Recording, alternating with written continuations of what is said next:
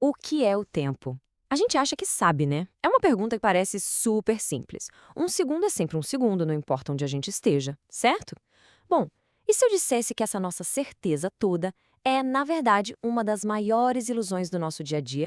Pois é, parece loucura, mas tem tudo a ver com a pergunta do slide. Sabe o GPS? Essa tecnologia que está aí no nosso bolso e que a gente usa para tudo. Ela simplesmente não funcionaria sem uma das teorias mais malucas de Einstein. E a gente vai entender direitinho o porquê disso. Então vamos começar a desvendar esse segredo. A primeira coisa que a gente precisa fazer é meio que quebrar uma ideia que está enraizada na nossa cabeça. A de que o tempo é igual para todo mundo, sabe? Como um rio que flui sempre no mesmo ritmo. Acontece que a realidade é bem mais esquisita e o tempo bem mais flexível. A nossa intuição grita que sim, né? Claro que o tempo passa igual para todo mundo, mas a física vem e vira essa nossa certeza de cabeça para baixo. Ela mostra que a forma como cada um de nós experimenta o tempo depende e muito de como a gente está se movendo pelo espaço. 20 milissegundos. Parece pouco, né? Mas esse foi o tempo que o cosmonauta Sergei Krikalev envelheceu a menos que todo mundo aqui na Terra. Ele passou 748 dias em órbita e, nesse processo, ele literalmente viajou uma pequena fração de segundo para o nosso futuro. E olha, isso não é coisa de filme, não. É um fenômeno real que a gente chama de dilatação do tempo. Ok, mas como assim? Como é que isso é possível? Um astronauta viajar no tempo? A chave para entender essa loucura toda está numa regra, uma lei fundamental do nosso universo que não pode ser quebrada de jeito nenhum. É tipo o limite de velocidade cósmico. E essa é a grande sacada de Einstein. A velocidade da luz é o limite máximo, ponto final. E o mais doido é que ela é sempre a mesma para qualquer pessoa. Não importa se alguém está parado, correndo ou dentro do foguete mais rápido que existir. A luz sempre vai viajar a quase 300 mil quilômetros por segundo. Essa constância, essa regra que não muda nunca, é o que bagunça todo o resto. Então pensem comigo, se a velocidade da luz é essa regra de ouro que não pode ser quebrada, alguma outra coisa tem que ser maleável, tem que se ajustar. E essa outra coisa é nada mais, nada menos que o próprio espaço. E, o mais importante para nossa conversa, o tempo. O universo, para garantir que a velocidade da luz seja sempre a mesma, ele literalmente estica e encolhe o tempo. Para ajudar a gente a visualizar como o tempo pode se esticar assim, Einstein criou um experimento de pensamento que é genial de tão simples. É o famoso relógio de luz. Vamos tentar montar ele aqui na nossa cabeça. É bem fácil, olha só. Imaginem dois espelhos, um de frente para o outro, na vertical. E entre eles tem um pulso de luz que fica batendo para cima e para baixo, sabe? Tique-tac, tique-tac. Cada vez que a luz bate num espelho, a gente conta um tique do nosso relógio. Simples, né? Beleza. Agora, vamos colocar esse nosso relógio de luz dentro de uma nave espacial que está passando em alta velocidade. Para quem está lá dentro da nave, nada mudou. A luz continua subindo e descendo, na vertical, num caminho bem curtinho. Mas, e para a gente, aqui da Terra, olhando a nave passar? Como a nave está se movendo, a gente não vê a luz subindo e descendo. A gente vê a luz fazendo um caminho em diagonal, um V, um caminho bem mais longo. E aqui que está o pulo do gato. Lembrem da nossa regra de ouro. A velocidade da luz tem que ser a mesma para todo mundo. Só que a gente aqui na Terra viu a luz percorrer um caminho mais longo. Então, como é que pode? Mesma velocidade, mas uma distância maior. A única resposta possível para esse quebra-cabeça é simplesmente genial e bizarra. Se a velocidade não muda e a distância aumentou, a única coisa que pode ter mudado é o tempo. O tempo para quem está dentro da nave teve que passar mais devagar para compensar. Ou seja, do nosso ponto de vista aqui da Terra, o relógio em movimento faz tiques mais lentos. O tempo lá dentro se esticou.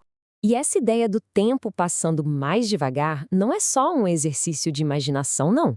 Ela leva a uma das consequências mais famosas, mais doidas e mais discutidas de toda a relatividade: o famoso paradoxo dos gêmeos. A história é a seguinte: temos dois gêmeos idênticos. Um deles fica aqui na Terra, de boa. O outro entra numa nave e faz uma viagem super rápida, a uns 80% da velocidade da luz, até uma estrela distante. Depois ele dá a volta e retorna para casa. Quando a nave pousa e os dois se reencontram, o resultado é chocante. Para o gêmeo que ficou na Terra, se passaram, digamos, 10 anos. Mas para o gêmeo que viajou, o tempo passou mais devagar. Para ele, passaram-se apenas 6 anos. É isso mesmo, o gêmeo viajante voltou para a Terra mais novo que o seu irmão que ficou aqui. E o próprio Einstein já tinha previsto essa esquisitice toda. Ele escreveu que um organismo poderia viajar por um tempo arbitrariamente longo e voltar quase sem ter envelhecido, enquanto os que ficaram para trás já teriam dado lugar a novas gerações. É uma viagem no tempo para o futuro, na prática. Aí alguém pode pensar, ué, mas isso não é um paradoxo? Do ponto de vista do gêmeo na nave, não é a Terra que se afastou e voltou? E essa é uma ótima pergunta. A resposta está na aceleração. O gêmeo da Terra ficou sempre no mesmo estado de movimento. Já o viajante teve que acelerar para partir, frear para dar a volta, acelerar de novo e frear para pousar. Essa mudança de velocidade é uma experiência física real que quebra a simetria da situação. É essa aceleração que faz com que só o tempo dele se dilate dessa forma. E agora, com tudo isso na cabeça, a gente volta para a nossa pergunta lá do comecinho. Como é que essa física maluca, de gêmeos que envelhecem diferente e relógios que andam mais devagar, tem a ver com o GPS do nosso celular? Então, o sistema GPS funciona com uma rede de satélites lá em cima, em órbita.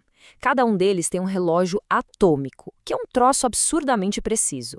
E o tempo nesses relógios é afetado pela relatividade de duas formas ao mesmo tempo, que inclusive competem entre si. Isso é fascinante. De um lado, por causa da alta velocidade do satélite, a relatividade especial, aquela do paradoxo dos gêmeos, faz os relógios deles atrasarem uns 7 microsegundos por dia. Mas tem mais. A outra teoria de Einstein, a relatividade geral, diz que a gravidade também mexe com o tempo. Como lá em cima a gravidade da Terra é mais fraca, isso faz os relógios dos satélites adiantarem 45 microsegundos por dia. É literalmente uma briga entre velocidade e gravidade para ver quem manda no tempo. E quem ganha essa batalha? Bom, fazendo a conta, o efeito da gravidade é mais forte. O resultado final é que os relógios dos satélites GPS adiantam 38 microsegundos todos os santos dias. Pode parecer uma quantia insignificante, mas no mundo da precisão do GPS, isso é uma eternidade. Se os engenheiros simplesmente ignorassem essa diferença, o GPS seria um desastre. Em questão de minutos, ele já estaria inútil. Esse pequeno adiantamento diário faria com que o erro na sua localização acumulasse em cerca de 10 km por dia. É por isso que os satélites já são programados para corrigir esse efeito relativístico o tempo todo. Então, resumindo a história toda, o tempo não é essa coisa absoluta e universal que a gente imaginava. Ele é relativo. A passagem dele depende da velocidade e da gravidade de onde a gente está. A única coisa que nunca muda é a velocidade da luz. E o mais legal é que essas ideias, que parecem ter saído de um livro de ficção científica, são absolutamente essenciais para a tecnologia que a gente usa todos os dias. E isso deixa a gente com uma pergunta para o futuro, né?